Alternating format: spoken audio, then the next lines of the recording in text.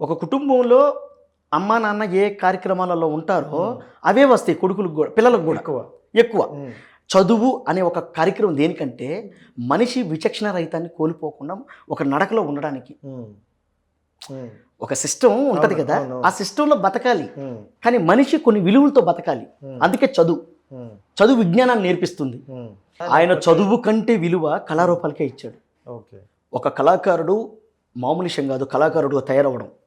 నిద్రపోతున్న జాతిని మేల్కొల్పేది ఒక కళాకారుడు మాత్రమే, ఇంకెవరికి సాధ్యం కాదు. కళాకారుడు ఆశించి కొన్ని చేస్తాడు, కొన్ని సమాజానికి మేలుకూరి చేస్తాడు కళాకారుడు. అందుకే కళాకారుడుగా నువ్వు అవ్వాలని చెప్పి మా నాన్న కూడా అన్నాడు.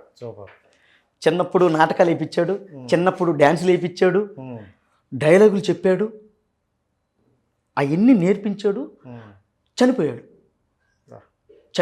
చనిపోయిన తర్వాత నాలో ఉన్నటువంటి ఆ కళని, ఆ నైపుణ్యాన్ని మా అమ్మ పట్టుకునింది.